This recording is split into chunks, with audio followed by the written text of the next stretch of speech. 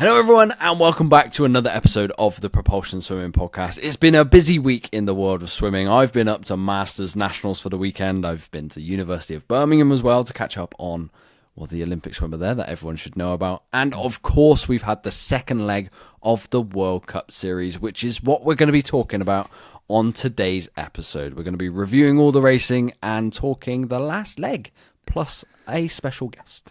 Yes, the second leg of the World Cup Series is done, and some more fast swims, some more PBs, some more world records. And Big I think world records. We did have a hunch a few would be hit, and I tell you what, the swimmers haven't disappointed. And I think we should expect a couple more in Singapore as well, as the final leg happens in, I suppose, a matter of days now, 2 days.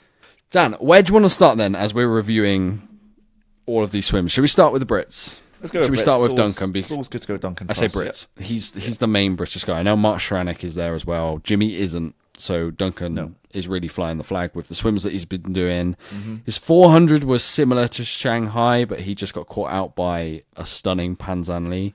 Yes, we'll talk about him in a minute. Yeah, we will. Yeah. That was good. 200 IM, he's just very close to his British record. And 200 freestyle, he's even closer to his British record. So which of those two do you want to start with? Yeah, I was going to say, we'll save the 400 because I think that's another swimmer that takes the headlines there. Let's go with this 200 free because that is really the highlight event, I think, for the last 2 weeks for Duncan. To be just off his British record, pretty much on his British record, but not only that, being within half a second of a world record for the 200 free, which I believe is Paul Beadham's as well, if I am correct in saying that, is super impressive. And actually he was ahead of it up until that last 50, of course, which is when the world record starts to swim away from him. And he's on for a triple crown because of it, which is a nice little bit of a bonus for him. So I think that's probably a big highlight for him. I don't know if you agree with me on that, but the 200 free is a big win for him. The 140.2 is good. I think it's been beyond where the world records have swam. Duncan in the 200 freestyle has been one of the most impressive swimmers just around across the board. Yeah, for that event, sure. Yeah. Yeah, that's what I mean. Will the British record go down in Singapore? If it doesn't, it goes in Budapest, in my eyes. Yes, yeah. I actually think it does go. Duncan's one of those swimmers that I think thrives off being tired and having a busy schedule, and I just think he'll get it. I mean, it's 400s off the British record? I think that's just a matter of being slightly more streamlined or something, just an extra little bit of a stretch at the end to get his touch right. Something like that, and he'll get it. I just wonder if the world record is potentially on the cards come Budapest. He's still a little way off it, and it is like you said, the last 50 of it is stupid. It's like a 139.3, so he's still a little bit off. We've got our end of year awards coming up soon, of which, if you listen to this podcast, if you subscribe audially, we'll give you the heads up when the voting comes out ahead of everyone else. The past few weeks in this short course season, we've got a really tough decision on the men's side because it's tight across the board. He might be, let's not reveal too much too early, he might be swaying some of my opinions because of how he's ended this season, and it will get taken into account on top of the Olympics. Yeah, it's tough for us because, of course, you have the world champs, the short course world champs, and we have to kind of record before that happens, so we can't take that meet into consideration, if you know what I'm saying. But we could try and delay. We could, but we kind of want everyone to be voting early December. Otherwise, then we won't have the results in. Okay. We had that problem last year, if I remember right as well. Yeah, we did. So it's difficult, but he's doing quite well. He's putting his name definitely in. His name was in the hat anyway. But his name is definitely on the cusp of winning that potentially. But there's a few other names as well that could potentially win it. And then the 200 IM. I think the British record could potentially go in that as well if he's racing, Marchand every time. That helps to try and push him on, and he's finishing second every time, unfortunately. But again, he's a racer. Closer. Yeah, he is. He is getting closer, and that's why I think the British record could go in Singapore. Fingers crossed. We'll keep an eye on that one heading into the next leg of the stop. But like you teased, the 400 freestyle didn't quite go as smoothly for him. Well, it was fine for him. It was still as good as it went in Shanghai. Yeah. But Panzan Lee had this man is the 100 meters freestyle world record holder. Yeah. And we've done an analysis of his stroke. Everyone's had enough opinions about him, what happens in and out of the pool. But maybe him swimming a 4 free and an 800 meter free, even more impressively, at the speed that he does, is why he's so good at 100 meters freestyle long course. Well, it's baffling. I don't understand. Honestly, I don't understand how he's 100-meter freestyle world record long course, doing a 46 something stupid, and then he goes and suddenly hits a World Cup record in the 800, going. I know it's not the quickest time, but this is a 100-meter sprinter we're talking about, and he's got a 7:35. You take it with a pinch of salt because Dan Whiffen's gone a 7:20, which is 15 seconds. They're two very different. Like Dan Whiffen is top 3 in the world, obviously. In the 800, he's obviously top. Whereas not many 100 meters sprinters could go. That's just it. I mean, I don't understand. Like you said, we've done a stroke analysis on him, and yes, his stroke is super efficient and very smooth. But it's a power stroke, isn't it? Yeah, I thought it'd be good enough, or only good enough for the sprint events, not your 800 meter, for example. Yeah, I don't know if that's probably the race of the. Oh no, there's a couple of world records. It's one of the races of the weekend, just because it's such a shock of who it's come from, Yeah, that was stunning. And then obviously the 400 free where he beat Duncan as well, just as stunning, nearly. So yeah, he had a pretty solid meet, didn't he? Shall we talk about the 2 world records then? Kate Douglas and Regan Smith. We'll start with Kate Douglas in the 200 meters breaststroke. It's one that we thought leading into this World Cup, not even World Cup series, short course season, could be on the cards when you just look at how she's improved over recent years. I think coming into the short course season, she was about a second off the mark in her personal bests. Yeah. But she's always been an incredible short course meters or yards swimmer, whichever way you want to look at it. And she has got a lot faster over the breaststroke when you think how she did in the Olympics at it. But she takes nearly half a second off it. So she's improved, I would say, around about 2 seconds from her PB mark. Yeah, it's mental, isn't it? It's not bad. Yeah, and I think this is all underwaters, as it usually is when it comes to short course, but you saw at the Olympics how much she takes out of the field on the underwater phase, and the fact that she gets to do twice as much in the short course pool, she just uses that more to advantage, and she won the race by 5 seconds. There's no one really racing her. It's a time trial for her. Will the record go even further? It wouldn't surprise me. What's interesting for her is that she actually drops the 200 IM. Yeah, we thought she would, though. Yeah, see, I didn't. I know she was sort of playing around with it because she wasn't enjoying racing it. That's the thing. If a swimmer comes out on a poolside interview with John Mason and goes, "Yeah, I'm not in love in the 2 IM right now," why swim it the next leg? She's got no obligation to swim it. Just stop. Oh no, it's not an obligation. I guess it's just if you want a little bit of extra money to try and win a triple crown, for example, because that's an extra 10K. I think she's all right. Oh no, I'm sure she's. Just breaking the world she's earned 22K off this leg alone. Yes, that is true. Yeah, I mean, an extra 10 doesn't hurt, does it? But that's my point of view. You might as well. But yeah, no. Obviously, it's worked out for her. She didn't want to race it. She didn't. She's broken a world record in the 200 breaststroke. Maybe that was the focus, and then she'll go into Singapore again, potentially hitting another record, and then leading into Budapest where she could break it again. So yeah. I mean, Budapest, I'm just looking forward to the head-to-heads with Gretchen Walsh when they come about. That'll be really, really fun. Very fun. Another American then who obviously showed her prowess over the short course distance, Regan Smith. We've not really ever seen her do much short course, and it looks like she's got into her stride after the first leg in Shanghai. She hits a world record in the 100 meters backstroke in a 54.41. which takes about 0.1, 0.2 off what Kaylee did at the start of this short course season. So, as always, these two swimmers go back and forth over the world record. We'll be saying this for the next few years. I don't think anyone's close to these two, really. Well, no, Gretchen Walsh could get close in the 100 back, but she's not going to swim it, really. Well, that's just it. Yeah, short course is a different game, isn't it? Because you throw in Gretchen Walsh's underwaters, and then suddenly she's in with a shout. But like you said, I don't think she'll race the backstroke. No. I still go back. I said this last week. It's such a shame that Kaylee's not racing it, although she's got very good reason to not be swimming, of course. But the head-to-head would have been absolutely mental, and this world record would be even lower, I think. Yeah. And she didn't just do the 100 backstroke really well. The 200 backstroke went her way as well, breaking an American record. And she seems to be getting quicker and quicker throughout the race, as she usually does, descending through the race. And she's doing quite well. Yeah, so my question to you now is, does that 200 backstroke world record come into view for the next leg? She's got to drop over a second. Yeah, it's a big ask, isn't it? It's a big ask. It's not out the realms of possibility. I know the 200 fly didn't work out for her this time around. Well, it definitely wasn't as good as what she can probably do. So maybe the backstroke is the focus at the moment, and maybe she is targeting it. No idea. But the 100 seems to be her forte. That seems to be her stronger event, I would say. But she's obviously very good at 200 as well. I don't know. Her underwaters, they are stronger than Katie's, I would say. They are. Yeah, I think so. Maybe she can fully utilise them over the 2. She's got the world record now in the 100, so she could step off the gas slightly and win the Triple Crown. Although you've got Ingrid Wilm, so you can't step off the gas too much to get the Peter Triple Nelson's doing okay still.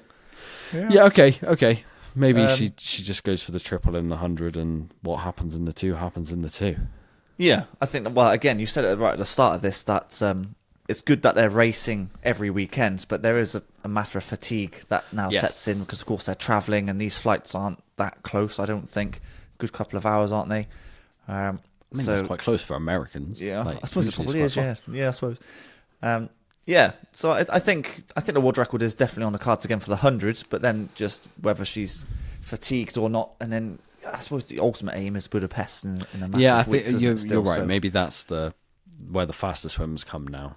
Yeah, you're right. Yeah. The fatigue So might take into effect in maybe Singapore. the gas comes off for not just Regan, but maybe most swimmers, because the focus now is starting to turn a little bit. Yeah. So on the men's side, then the top swimmer from the last leg, from our opinion, or my opinion, certainly was No Ponti with his world record in the 50 meters butterfly, but also his prowess over the IMs, showing just what underwater skills can do. He, to me, looks like, I know we're Team Duncan, he looks like the only guy who can stop Marchand doing the triple. So Marchand right now is on course for winning the 100 IM, 200 IM, 400 IM, triple crowns, which would win him 30k, which is lovely. It's all right, isn't it? Ponti joint gold with him in the 100 IM at the last leg in South Korea. And I think that's the only place where Marchand could get beaten in that Triple Crown. Yeah, I think so. I think I said it last week, actually, that Marchand is obviously better suited to the longer distance, but because he's so good at all the strokes, he's able to do a really strong 100 IM. And the fact that they were joint in 100 IM, and obviously Ponti's doing so well in his 50 fly, the underwaters are better suited to Ponti, I would say. So it's almost like your underwater versus your strokes, and that's why they're kind of level. I think Marchand's underwater's not bad. Oh no, they're decent. Oh, don't get me wrong, they're decent. I think just Ponti just has that sort of more fast twitch fibre in him to be able to get there quicker. But yeah, I suppose he's the only one, I think, because I think the 200 IM Duncan could, but I think Marchand is. No one's near Marchand in the 4.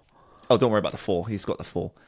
Although Sato went 3:59, that's not shabby. Yeah. But that's probably why Marchand went a French record then, because he did get pushed. But I still don't think he's losing. Yeah, no, I don't think he's losing. The 200 IM is. I think the 100 IM is a bigger threat to coming second than it is the 200. Did I say that right? I got you. Yeah, you did. Okay, it's late.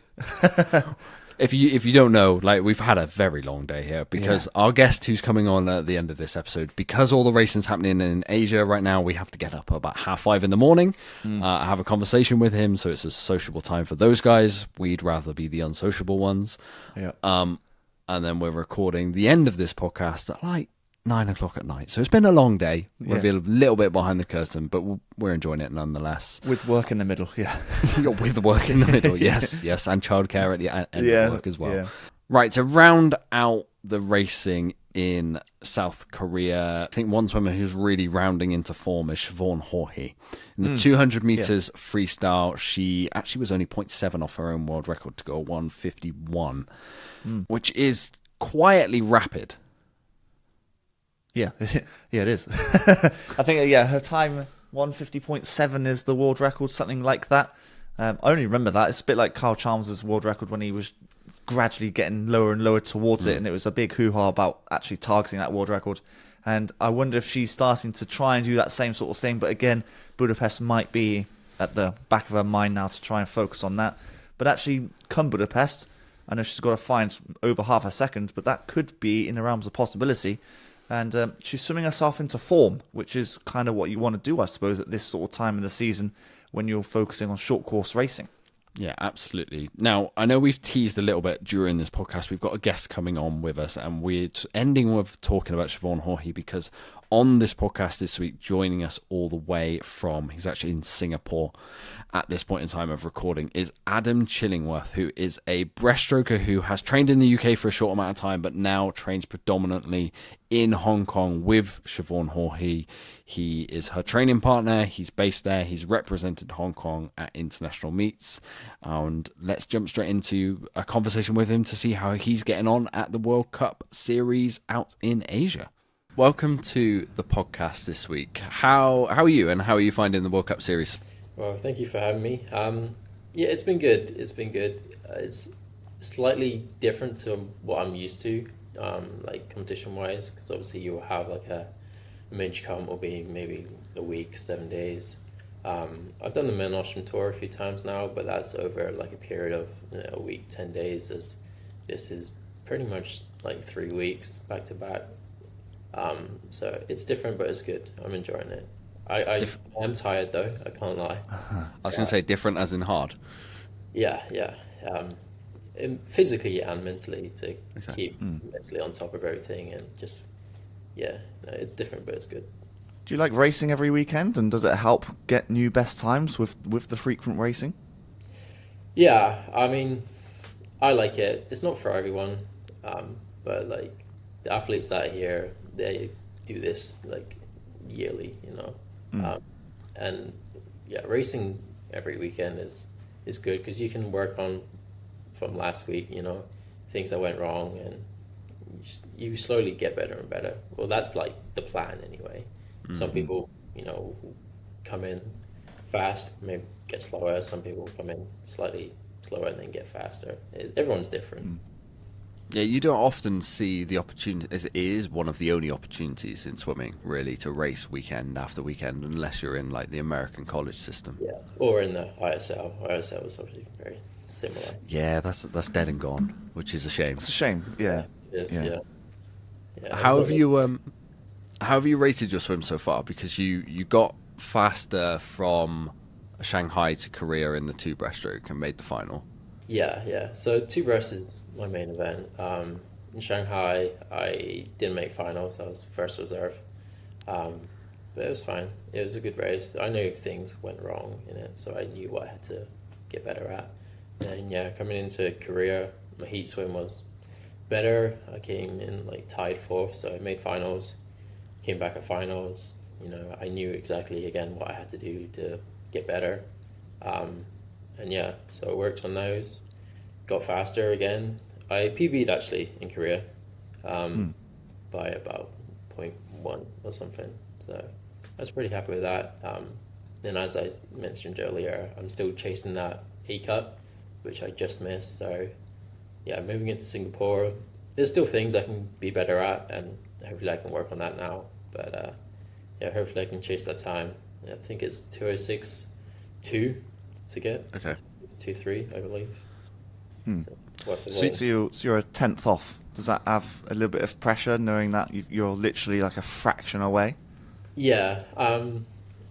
There is pressure, obviously, but pressure is privilege, and I'd have to remain calm, trust myself, trust my coaches as well. I know I can do it. It's just a case of doing it right. Yeah. So maybe explain the situation to listeners who haven't heard that conversation before we started recording. So essentially you need the A Cup because Hong Kong are only taking 1 200 breaststroker to the World Cup, the World Champs at the end of the year. I mean, they'll take anyone who makes an A Cup. So Right. Originally, no 200 breaststroker had made the A Cup short course. And so with how the qualification was planning out, it was the highest FINA points, long and short, which my 200 breaststroke long course was the highest FINA points. And then going into Shanghai, we have a lot of Hong Kong breaststrokers, but I have a main rival. He's actually called Adam as well, funny enough. He's a young kid, but he's a good kid. We get on really well. I'm good friends with him. But we've always been neck and neck, both short and long.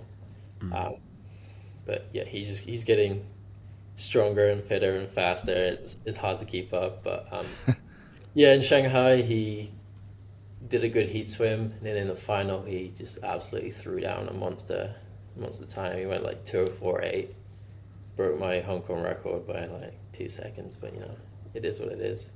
Then obviously, yeah, he's got the A card, so my only option if I want to go to Budapest at the end of the year is to get that A card. Okay. Which is obviously what I'm trying to do now. So you're kind of in competition without being in competition, because now he's got that A cut that is almost the times the target for you, as in the A cut times the target rather than his time. Yeah. For now, the target is just getting that A cut, and then come short course worlds, if I make it, then I'll try and get that record back. But 2:04 is fast. It's shifting. It's quick, isn't it? It's not bad.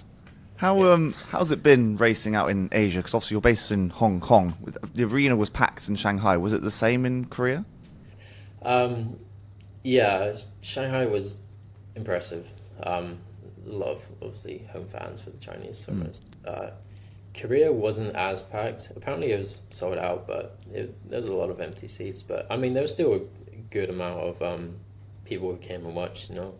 There's a lot of home fans for the South Korean swimmers as well, and it was a good atmosphere still. But Shanghai was on another level. Nice. What's it like doing this World Cup tour as not one of the tremendous 12, as World Aquatics say? Like those guys get looked after. They get paid for just showing up. What's it like being a swimmer who, I presume you need to earn money from these meets? Yeah, being not part of the tremendous 12 is I mean, for me it's fine. I mean, Hong Kong, they treat us well, Okay. They'll cover everything. None of this is coming out of my own pocket, so it's Okay, really that's good. cool. But I mean, there's no pressure to make any prize money for me. I'm just here for training, racing, just trying to get faster. Obviously trying to get the A cut now, but yeah, it's just all part of training for me. I mean, that's a better situation than Josh Yong, who we spoke to last week, and he literally had to pay for everything to get there. Yeah, no, that's rough. I think most of the people here are paying out of pocket. Yeah. It's just I'm quite fortunate in the situation that I'm in that it's not coming right out of mine. Nice. Yeah, I think he was lucky enough to have his flights paid for, but then all the accommodation and etc., food, etc. I think it might have been the other way around. Was I it think the other he way had around? to pay for flights. But even Overall, I still- think he had to spend like $4,000 or something like that. Australian dollars, so what's that, 2K, I think, in British pounds. Yeah. So it ends up being quite a bit, over 3 weeks. Yeah, it's pretty rough. I mean, if it was the case that he was paying for hotels, it's pretty tough because the accommodation prices themselves aren't too high, but then you have to pay the World Aquatics fee, which obviously covers the hotel, transport, food as well, which is a lot more than you would be paying if you were just paying for the hotel. But, Yeah. Tough. So a little bit more about your backstory then. So you based in Hong Kong, but you moved there from Plymouth. Am I right in thinking? yes. So, long story short, I was moved to Plymouth in 2016 for uni, but I'd been swimming in the Southwest since like 2012. Okay. I was based with Street District, which is we trained out at Mayfield. Yep. So I knew Plymouth because I'd done regionals down there. So I moved to Plymouth, finished uni, and then stayed on just training like full time in Plymouth for a couple more years. And then I picked up my Hong Kong nationality in 2019. So I'm Hong Kong born and raised. Born there, lived there for 15 years. And then me and my family moved back. Well, my parents moved back to the UK because they're from the UK originally. For me and my siblings, we never lived there, so we moved to the UK. Yeah, then I was there 10 years, and then I actually moved out to Australia for a year, just to try something different. So I was out there with Lewis Burrows and a few other swimmers.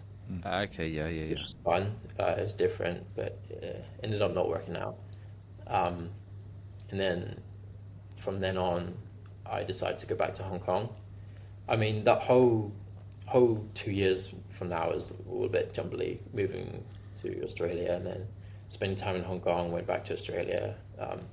But then eventually worked out a situation where I could be in Hong Kong, living there full time, but training with Siobhan Jorge under Tom Rushton. So that's where my situation now is. I'm based in Hong Kong, swimming with Tom Rushton and his group, but we're kind of, we call ourselves the Team Worldwide, because we have a number of members that are in different countries, and we do different holding camps, training camps in different locations, and then different competitions all over the world. So what's it like living and training out there? Is it different to the UK or even Australia?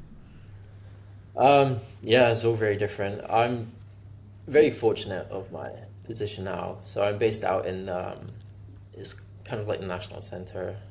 It's called the Hong Kong Sports Institute, and we have basically a number of sports that are based there and train there. But we also have like accommodation facilities. So that's where I live. I live at the national center. So I live there, train there, eat there, do gym there. I do everything there, basically. Like all the facility is within like 100 meters. On campus, if you like, yeah. Yeah, on campus, yeah. It's good. I mean, that's when I'm there. Half the time I'm obviously away on training camps and stuff. But when I am there, the team won't be there in Hong Kong, obviously. Some of the time it would just be me and Siobhan, and I mean, Tom won't be there all the time either. Because we'll have periods of time where our respective teammates will be at their home bases, which obviously me and Siobhan is Hong Kong. But we have Hong Kong coaches as well. So we'll be doing Tom's set, but they'll be coaching us, kind of thing. Sure. Okay, got you. But yeah, it's a state-of-the-art facility, 10-lane, 50-meter pool, and we have another small 25-meter pool as well. So yeah, it's different to the UK for sure. Obviously, training in Plymouth, we're at the Life Centre, which is obviously a public facility. Yeah. But it's very rare that you'll find private pools in the UK unless you're at the national centres like Loughborough, Bath. So yeah, to be training in a private pool, it's good. It's different, but good. Sounds like a training camp for every day, almost. Yeah. No, it's good. I can't complain. So when you say private pool, it's literally just the elite national centre guys who use it, or? Yeah, so the Sports Institute itself, the whole campus is private. You can't be there unless you're obviously staff, coaching, or you're a swimmer. And then the swimming pool itself is only available to the national squad. I mean, we have several different squads, so we have the pool's always busy, but there will always be lanes for when we call them the pros come in and train.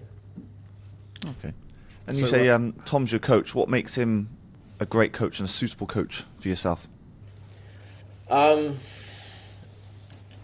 had many coaches over the years. I say many, like 5 or so. But Tom he's very different in his approach to coaching. He's very chill.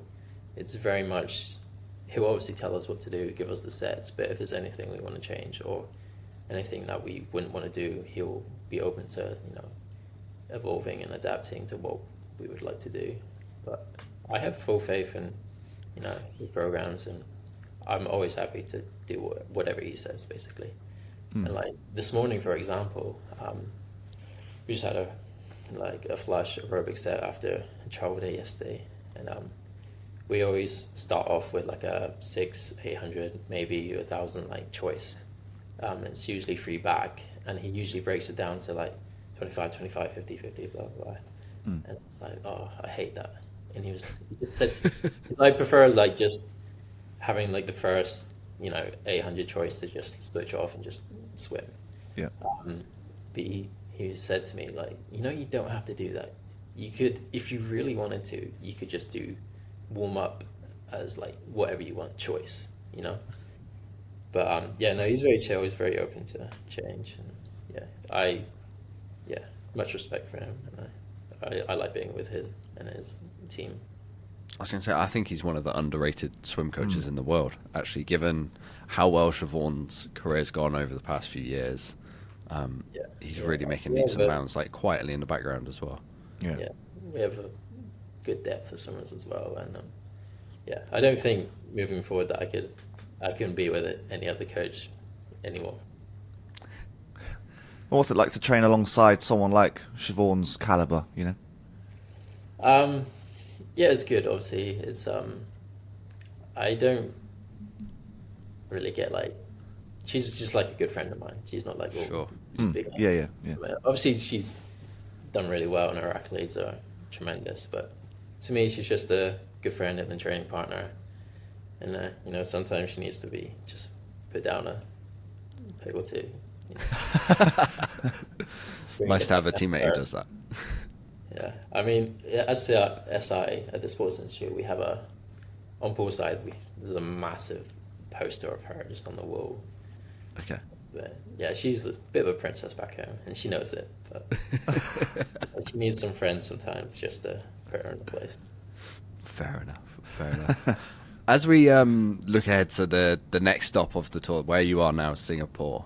Mm-hmm. So we already know like the times that you need to hit, but what are you actually working on? What's the needed improvements for this last stop?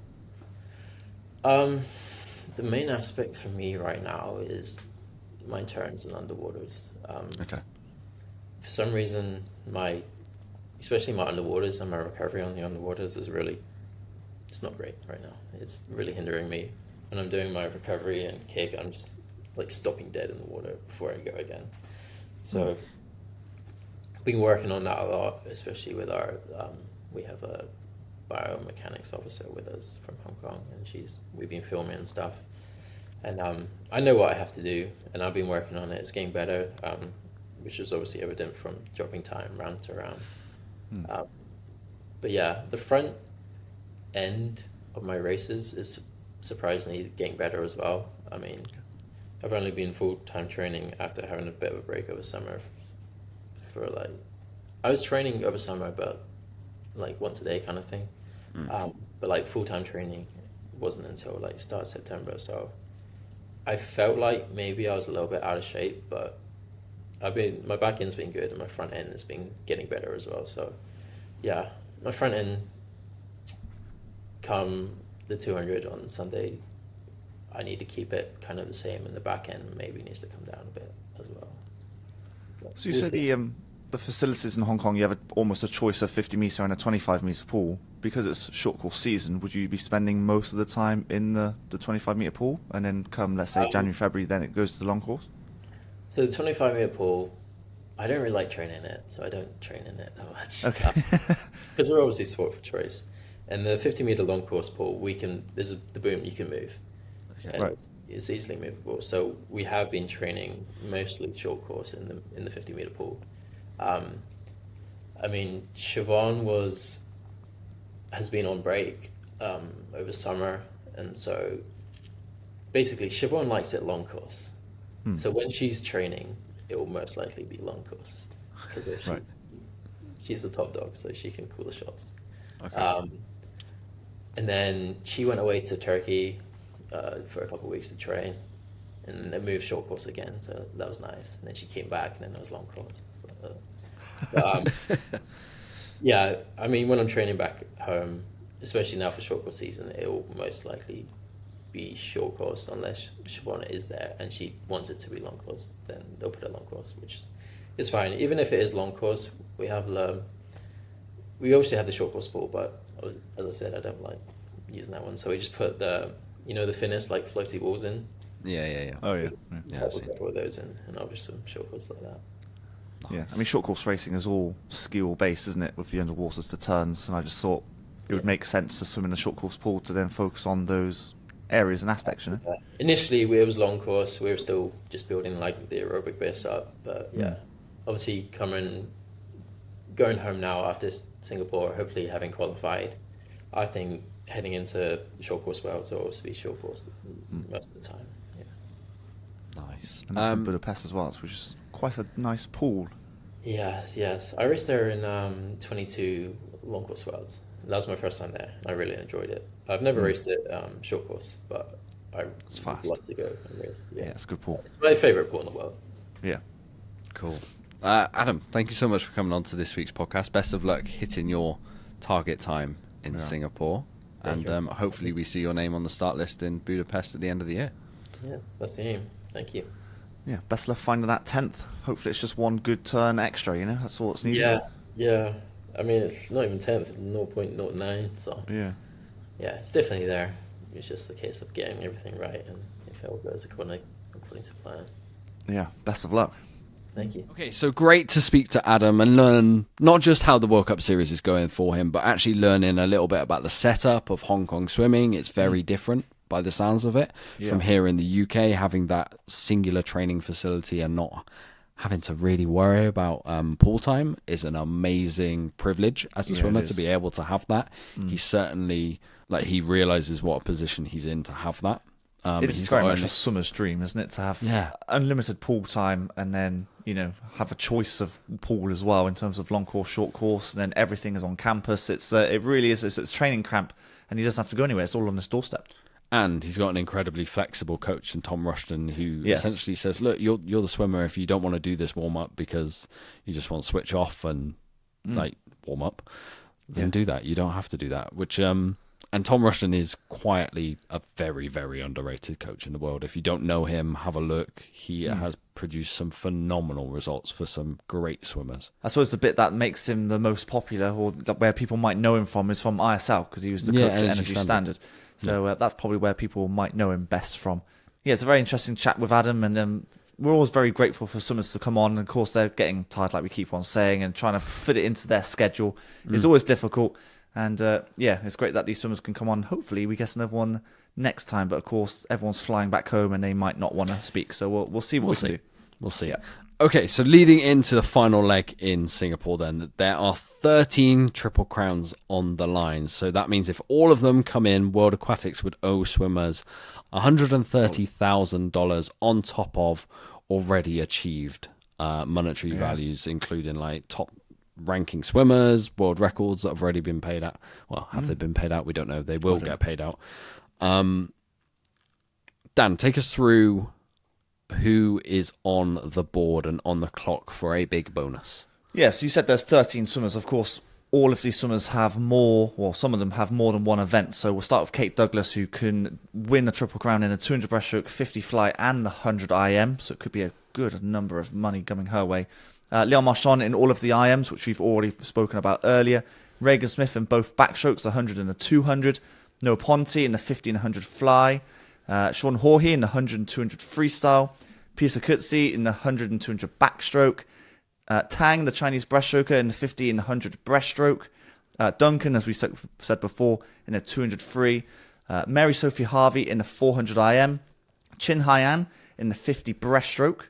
Cassia Wasik in the 50 free, Trenton Julian in the 200 fly, and Laura Latinen in the 100 fly. Okay, so more than £130,000. Yeah. $30,000.